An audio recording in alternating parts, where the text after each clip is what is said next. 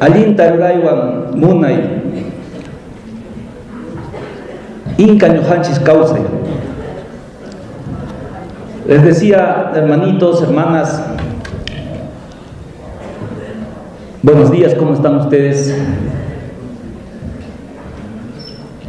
Nosotros juntos y con afecto, con cariño, con amor, incas viviremos siempre. Nosotros juntos, haciendo bien las cosas, con afecto, incas existiremos siempre.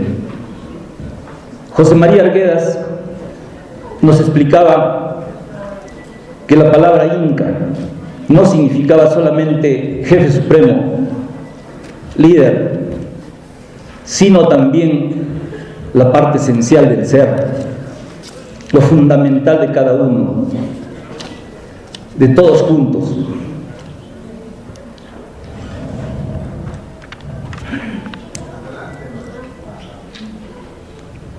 Estuve releyendo mi ponencia, el resumen de mi ponencia, y allí encontré en la parte final el por qué yo estoy usando ahora algunas herramientas del estructuralismo de Levi-Strauss o de la filosofía rebelde de Nietzsche y también de Carlos Marx. Y dice textualmente: este paralelismo nos puede ayudar a explicar en occidental las categorías del pensamiento andino. He escuchado con bastante pena ayer mucho pesimismo sobre nuestro pensamiento, que no hay, que no existe, que no tenemos interés. Parece que estuviéramos viviendo en otro planeta. Actualmente Bolivia está gobernada por una fuerza proindígena, en donde los indígenas participan pluralmente. Igualmente, el proceso se desarrolla en Ecuador, en Colombia, en Venezuela, en Perú mismo, aunque muy oculto, porque en el Perú existe un grupo gobernante, una clase criolla que está sujetando fuertemente el Estado, un Estado despótico, criollo despótico desde la República, que ha fundamentado y ha realizado un doble colonialismo, un hipercolonialismo. Y vamos a ver por qué. Pero fundamentalmente quiero referirme al pensamiento nuestro, al pensamiento andino-amazónico, que yo creo que no se tiene por qué llamar a la sociedad boliviana moderna, ni siquiera occidental. La sociedad boliviana es una sociedad andino-amazónica, por naturaleza, por mayoría, si se puede definir por mayoría, aunque las votaciones que vienen van a demostrar cuán mayoría somos. Y también en Ecuador y también en el Perú.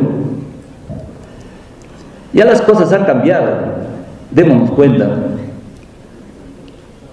Ahora tenemos que asumir, no una filosofía, y eso lo voy a aclarar también, sino un pensamiento nuestro. En Puquina se dice Illaininchis, o sea, la luz de nuestro conocimiento, la luz de nuestro cerebro, la luz de nuestra mente. ¿Por qué buscar otras palabras? No vale la pena discutir si tenemos o no tenemos filosofía o qué sé yo. Son cavilaciones de criollos que todavía no pueden ser anticolonialistas y que deben definirse como anticolonialistas, porque así van a aceptar su identidad criolla, occidental, y van a declararse también anticolonialistas, o sea, proindígenas. Y si existe mestizaje, muy bien, los reconocemos también a los mestizos.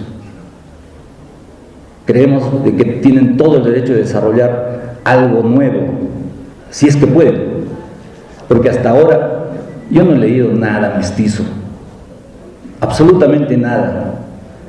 Es un servilismo a Occidente absoluto, es un arrastrarse con Occidente. Aunque suene duro, deben definir una filosofía latinoamericana anticolonialista, que esté con nosotros los indígenas. Nosotros no queremos excluir a nadie, nosotros buscamos sociedades plurales. Por eso la Constitución define a Bolivia como una república plurinacional, conquista de la lucha de nuestros pueblos.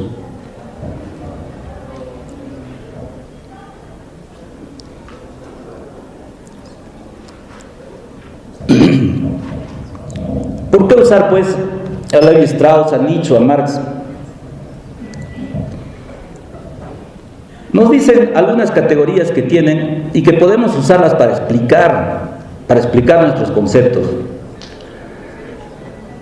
Yo he tenido que alterar totalmente mi ponencia porque pedí un proyector multimedia para mostrarles a ustedes imágenes de nuestra filosofía, si se quiere llamar así, a nuestro pensamiento profundo, porque ya lo estamos también lo estamos metabolizando. Y es cierto que usamos la palabra filosofía andina en algunas ocasiones solamente, pero sabemos cuándo lo usamos. Pero no podemos definir nuestro pensamiento como filosofía. Es más, yo creo que la filosofía es la principal arma de Occidente, antes que la bomba atómica actualmente, antiguamente, antes que las falanges griegas o romanas.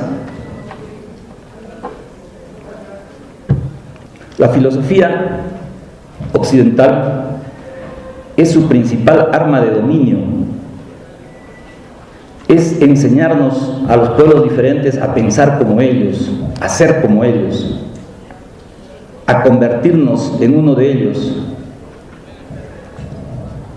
Y eso, los pueblos que están más allá de esa civilización, no lo vamos a permitir jamás. Por lo menos los libertarios, los que luchamos por nuestra libertad, por nuestra independencia, ni siquiera a nivel mental, porque el colonialismo mental es pues el arma que usa el occidental, y eso se llama filosofía. Y vamos a ver por qué. Levi Strauss dice que los mitos y los tótems se pueden armar y desarmar para explicarnos las cosas. Dice además de que todos los pueblos, todos los seres humanos hemos pensado siempre bien, igual, y relata unos cuantos mitos que yo también voy a usar acá para explicar cuál es nuestra manera de pensar, nuestro pensamiento profundo.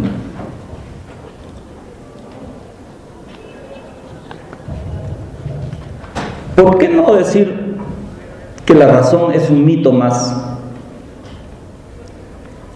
La razón occidental, la única razón que existe. ¿Por qué no decir que es un mito muy sofisticado?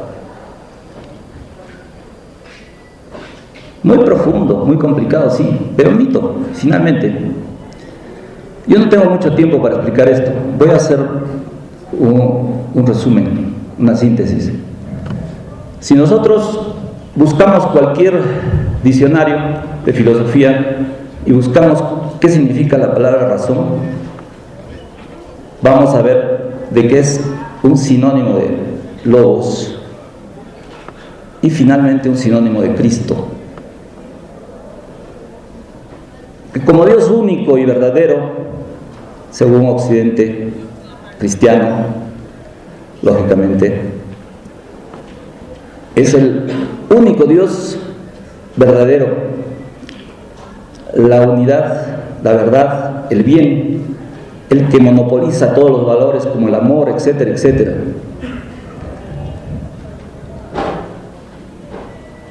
Aquella unidad contra la que se tiró de frente Nietzsche y hasta llegó en una de sus novelas filosóficas a matar a Dios. ¿Y lo mató quién? El más feo de los hombres. Este mito del Dios único y verdadero, que nos ha causado tantos problemas acá y que nos sigue causando tantos problemas, lo podemos también desarmar y armar para explicarnos nuestra sabiduría, nuestro pensamiento profundo. Y así podemos leer a algunos autores como Arendt, Agamben, Foucault mismo, que nos hablan de esta forma de asumirse seres humanos conscientes, razonables, racionales. En la Grecia antigua habían dos términos que designaban la vida: Zoe y bios. Zoe era la vida llana, la vida nuda, como dice Agamben. Y bios es la vida que asume el ser humano cuando asume el buen vivir o el vivir bien, y aclara que es el vivir para el bien. No es como el sumas causa y nuestro, o el año causa o el sumas camaña, que es otra cosa diferente. Sigamos con los griegos. El bios asume el bien y el mal, lo justo y lo injusto, y no solamente el placer y el dolor, y la conciencia del bien y del mal es una opción, es una elección. El ser humano en esa parte del mundo asume el bien y el mal, y lógicamente prefieren seguir el bien muchos y otros el mal. Pero como en esta asunción del bien y del mal se crea el hombre mismo, el bios, la polis, el logos, la razón. Esa es la razón que quieren que nosotros aceptemos, los pueblos diferentes. Pero en este asumirse, en este crearse humanos, políticos, hay dos excepciones, y eso ya no es de ningún autor, es nuestra crítica como andino-masónicos. Hay dos excepciones, o sea, exceptúan dos cosas muy importantes. Primero, excluyen a los otros diferentes, o sea, los bárbaros, y cuando los cogen, cuando los guerrean y los derrotan, los vuelven esclavos. Pero también hay una parte de esa sociedad interna de Grecia que asume una especie de esclavitud muy extraña, que es la mujer, es excluida también de la ciudadanía, de la polis. Y con eso, el hombre griego, después occidental, está excluyendo lo fundamental en su vida, que es el aprendizaje del amor, de la ternura, del cariño, del afecto. Uno en su primera infancia y en su vida intrauterina aprende pues el afecto humano, y no lo aprende teóricamente, lo aprende en leche, lo aprende en leche materna, lo aprende en sangre. Por el ombligo uno recibe la sangre caliente de la madre y aprende lo que es el afecto humano. Y la segunda exclusión que hace el ser humano occidental cuando se asume ser humano, ese tipo de ser humano, la segunda exclusión es precisamente la del afecto, la de la emoción, la de la pasión. Cuando asume el logos, asume la razón mental, intelectiva, lógica, y excluye lo que los griegos llamaban el timos, la pasión, lo que llamamos acá más o menos el munai, que no se puede traducir, pero más o menos es eso. Lo excluye simplemente del conocimiento. ¿Y qué queda? ¿No hay un conocimiento acaso emotivo, emocional? No, el conocimiento es mental, es intelectivo, es lógico, es racional. En eso nos diferenciamos de los animales. O sea, la emoción humana, el sentimiento, la pasión humana debe ser igual a los animales, pues. Acá en el mundo andino nosotros conservamos un conocimiento de equilibrio entre el Muna y el Yachay, entre el Hanan Pacha y el Uku Pacha. La síntesis, más o menos también, de esa correlación, de esa suerte de ciclicidad entre el Muna y el Yachay es lo que nos da el equilibrio en el Jai Pacha, el equilibrio del Ruay, del hacer las cosas bien, el hacer, la plena existencia, suma existencia, la suma causa. Por eso los incas son brillantes, por eso los incas somos brillantes. Por eso también el Illaininchis, la luz de nuestro conocimiento, la luz de nuestro cerebro. Yo tenía acá para mostrarles unas imágenes. Ayer escuché de un ponente,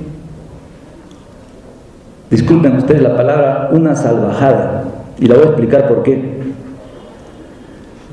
Escuché que no podíamos nosotros, o no deberíamos nosotros hablar aquí cerca de Tiahuanaco, cerca del Titicaca, acá en Bolivia, en el Collasuyu, que no deberíamos hablar de esas ridiculeces de Manco Cápac y Mama Oglio, aunque no dijo Mama Oglio, porque su conciencia occidental excluye pues a la mujer, dijo solamente Manco Cápac. Déjense de ridiculeces, así dijo, ¿no? ¿Alguien lo escuchó? ¿Y quién diablos nos va a venir a nosotros a decir aquí en nuestra tierra que no hablemos de nuestros padres ancestrales, de nuestras cosas sagradas, de nuestra sabiduría? ¿Quién nos va a venir a decir que son ridiculeces? Por eso yo les quería mostrar las ridiculeces de Manco Cápac o Malcu Cápac y Mama Oglio o Mama Aglia en imágenes. Nos habló también ese ponente que más que diablo predicador, más parecía un mono aullador, aplicando un racismo subliminal sobre nosotros, queriéndonos callar la boca, queriéndonos cortar la lengua, queriéndonos decir que vamos a ser ridículos hablando de nosotros, de nuestro ancestro. Quería mostrarles unas imágenes de esas ridiculeces, la gran proeza del Cápac Ñan, pero no como camino de a pie, sino como ruta de sabiduría. Eso yo lo he explicado en mi libro Cápac Ñan, la ruta inca de sabiduría, y les quería mostrar las proezas de Manco Cápac y Mama Oglio. Una recta sobre el mapa que une Cajamarca con Potosí y que pasa por Huánuco, Pampa, por Cusco, por Tiahuanaco, por Oruro y llega a Potosí y sigue hacia abajo. Y es una recta que está en 45 grados al eje norte-sur. No la descubrí yo, la descubrió una extranjera peruana, que se hizo peruana, que quiso mucho al Perú, María Chote, holandesa, peruana, matemática. Una recta sobre la que quedan nuestras ciudades sagradas y una recta que queda en 45 grados al eje norte-sur. Quería mostrarles una foto satelital de esto, porque no estamos hablando de piedras. De repente algunos las catalogan como ridiculeces porque son ignorantes, ¿no? Y hay que perdonarlos. Pero quería mostrarles en una imagen satelital esta gran proeza. Y digo de Manco Cápac y de Mama Oglio porque ellos fueron discípulos de Apotampu, su maestro, y de Mamahuaco, y de otro maestro más antiguo llamado Tunupa, Tahuapaca.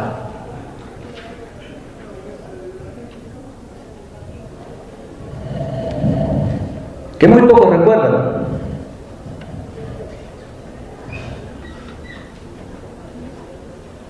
Y quería demostrarles además la prueba, porque esa recta pasa también por Amantaní,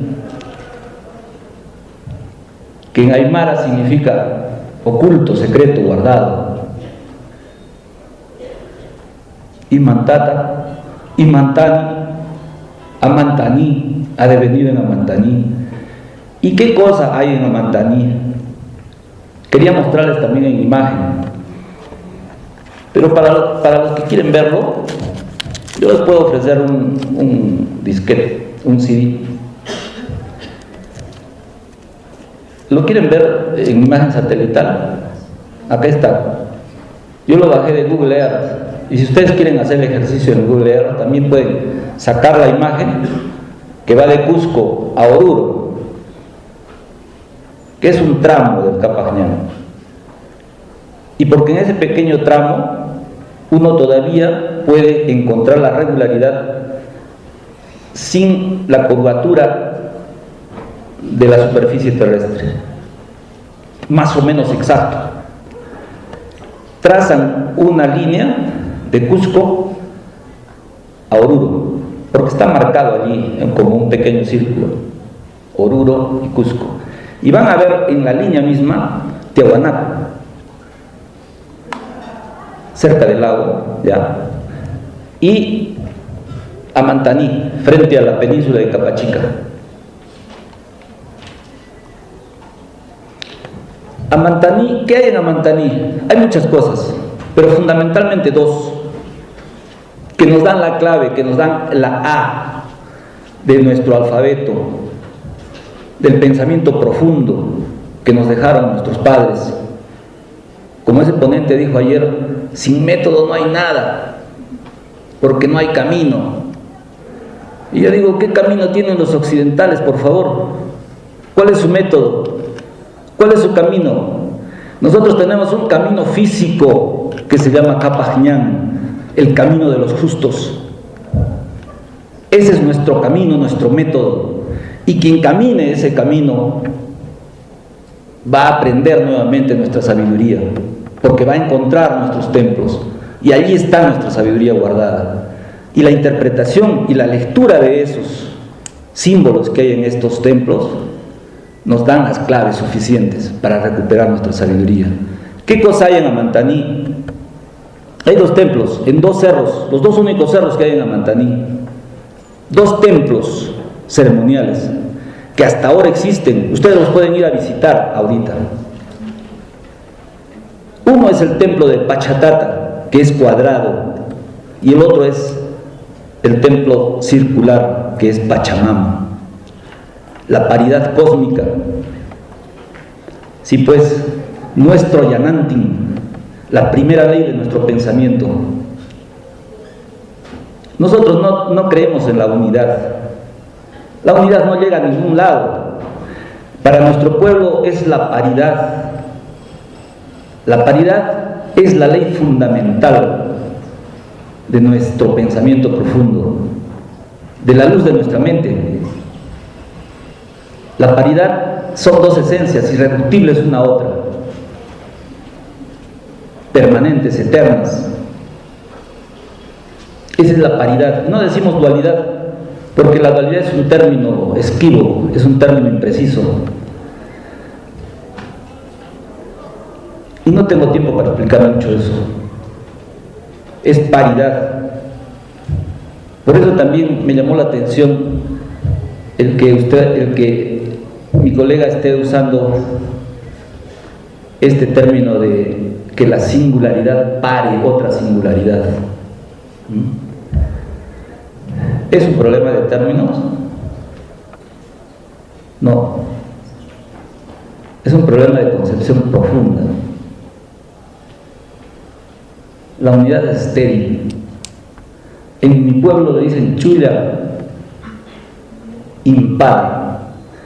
Pero el impar existe, pero existe transitoriamente, fugazmente. Es muy etéreo, se deshace, porque la imparidad siempre busca su paridad. Y ojo, la paridad no tiene su contraposición en la unidad, sino en la imparidad. En la imparidad. Hay muchos hermanos que se pierden diciendo de que no habrían 3 pachas porque eso es cristiano, sino 4 pachas o 5 pachas o 6 pachas.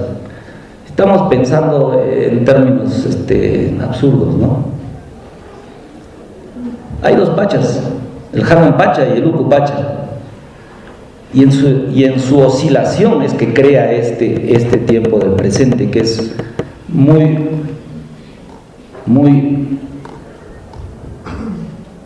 transitorio. El presente se pasa rápido, y el tramo del tiempo, cómo medimos el tiempo, allí también es muy importante. Si hubieran traído el proyector de imágenes, les hubiera podido explicar más, sin usar mucho la palabra, porque las palabras, por más sofisticadas que sean, son muy engañosas. Uno puede pintarles cosas que no existen. Y cuando uno escribe, peor. La escritura fonética es la manera de guardar cosas que pueden ser verdaderas o pueden ser útiles, pero también guardamos mentiras, y guardamos mentiras eternamente, y las escrituras son el cemento de la civilización occidental y cristiana. Yo he escrito, sí, es cierto, he asumido el pecado, porque estas armas hay que usarlas también con el enemigo, y no para destruirlo, sino para explicarle, que salgan de su atolladero, que salgan de su confusión,